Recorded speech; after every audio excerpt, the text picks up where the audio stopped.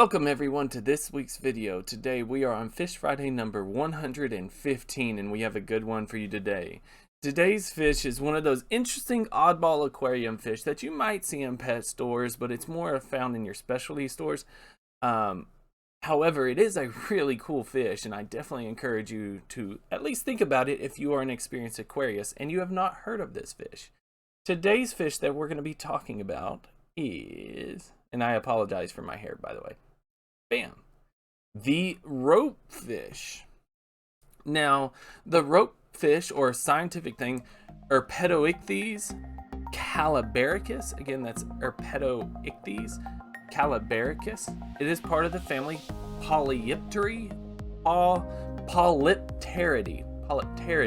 which is a family of bikers and ropefish. So it gets its own little distinction. It is the only species in its genus, which shows that it is a relatively unique fish. Again, it is found in the family of bikers, and if you know about the biker fish, you can understand why this is part of that family. It is found in Africa, specifically Benin, Cameroon, and Nigeria. So if you like the southern dip of curve where South America would fit into Africa, that's where this fish would be, if you don't know where your African countries are. It is primarily found in slow moving waters. I say primarily, the only other time it will be found is in not moving water. It is primarily freshwater, but it can be found in brackish water. It's pretty okay with any sort of water chemistry changes, but it's definitely not found in swift moving water. These fish are not wonderful swimmers, but this water, thinking that close to the equator, this water is very warm. It's got lots of vegetation. They really like vegetation, specifically reeds, which is where it gets its other name, the reedfish. So this fish is known as both the ropefish and the reedfish. But there you go. Now, it is known, it is a small, kind of thin fish. It's not that big. And you can see on here why it's called a ropefish. It looks like a braided rope. It really does. It's got this characteristics. This is what is called a herringbone pattern, where the scales are offset and dark outlined, which causes that kind of braid look to it. Yeah, that smile is definitely so cute. And the largest museum specimen there is 37 centimeters, 15 inches long. 2 studies have basically confirmed that that's about the max length. In those 2 studies that caught over 1,600 ropefish, there was none that were over 40 centimeters or 16 inches. There are records, anecdotal evidence that, we found ropefish that were 3 feet long, but that's basically a myth that's been debunked. The standard fisherman story, I caught a fish this big, sort of thing. Not saying that I haven't done that as a fisherman, but I've definitely done that as a fisherman. So it looks very eel-like. It's almost just like a rope, an eel. This right here is, to me, a good example. You can just see how the scales just cause that beautiful pattern coming down. It's got this long dorsal fin. I know these look like separate, but it's actually got a singular dorsal fin that has these big, thick spines in the back of its back. Those are thick spines, but it is actually one fin. Very long. I mean, it's hard to say. It's got these rounded pectoral and caudal fins, with this dark spot. I think that dark spot's pretty indicative, that it seems to be always there, but I'm not entirely sure on that one. In terms of color, they're this olive green or this kind of lighter brown. Apparently, you can tell the difference between the sexes. With the colors, apparently males are more your olive green and the females are more lighter brown. I don't have enough experience with this fish to say yes or no. I'm also partially colorblind, so color characteristics are problematic for me at the best, and they're useless to me at the worst of times. So I don't really go off that.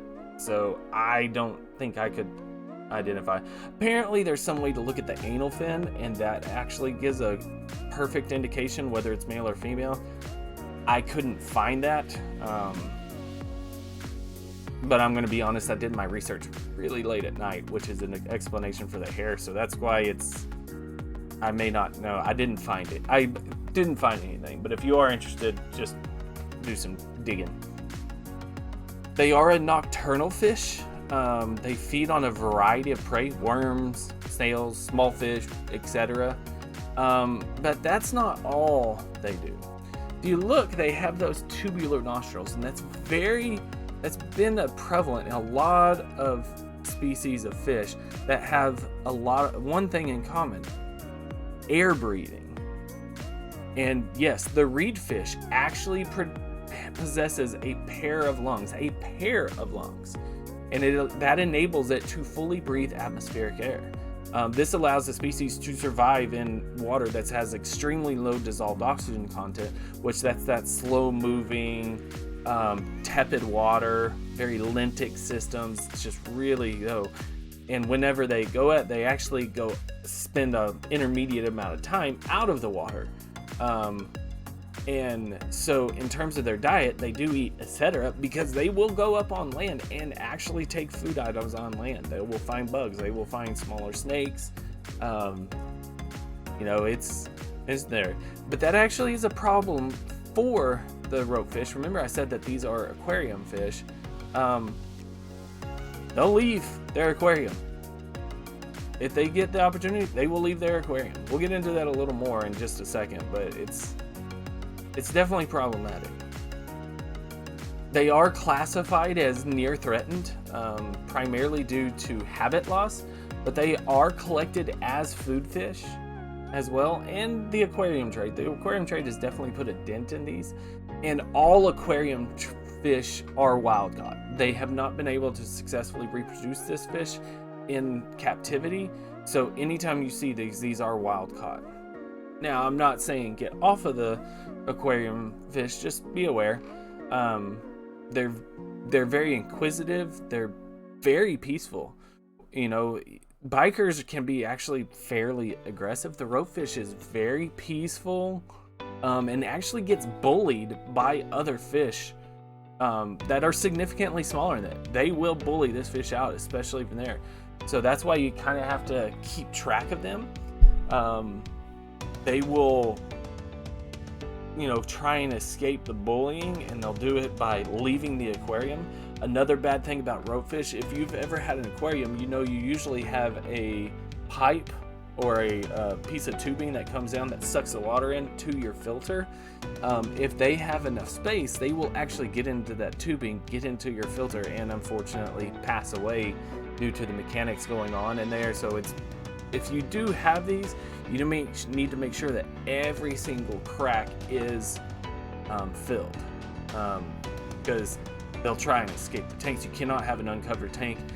You have to make sure that all the cracks are filled with like sponges or something that allows water to sift through but doesn't allow them to go through. So it's kind of there, kind of a problematic, but they are a wonderful aquarium fish because they'll actually sit on top of the water and keep some of their stuff out there.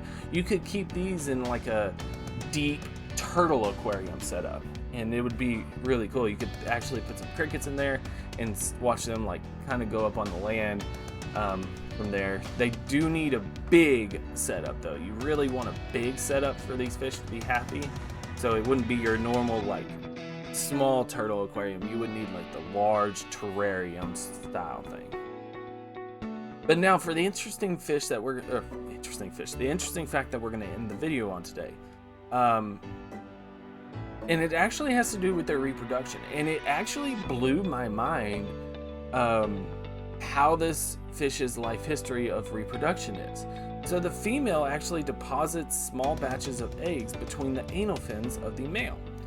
Which probably, that's why you can tell the difference between males and females, is probably they have a modified anal fin who kind of collect and hold those eggs. So they're actually holding the eggs, and then after they're fertilized, the male reedfish then scatters the eggs among the aquatic vegetation. And that in and of itself is not like that far out there. It's what happens after. It's the larva of the fish. The larva of the fish hatch rapidly after about 70 hours. So basically after fertilization, 24, 48, within 3 days those eggs hatch. But they don't just hatch. They actually are still completely dependent on a yolk sac, and they remain attached to the vegetation, and then they start to feed after 22 days. So that's when they actually become independent. So that to me just boggles my mind that they are not just picked off by other fish, because you have all these fish and they're just babies and they're scattered throughout, and then you just have one that's stuck there that's living after 70 hours and can't really go anywhere. Maybe they can swim. They're just not great swimmers, but I don't know. It just really blew my mind that a fish that has that quick of a hatching time has that long of like the infantile stage, the larva stage, where they're completely bound to a yolk sac. You know, it's 3 days of hatching, and then they have 18 or 19 days of just sitting there absorbing the yolk sac. To me, that it just really threw me off. Really threw me off. But thank you guys so much again. I really appreciate it. Hope to see you again. If I don't, please be safe. Have a great day. Please leave a like, comment, and subscribe if you do. I'd really appreciate it. Hope to see you again. Love reading the comments. You guys have been awesome. I do not care if I say a wrong fact. If I say something wrong, please correct me in the comments. As a scientist, you should be encouraging people to correct you and search up your facts. But once again, take care of yourselves, take care of your loved ones, and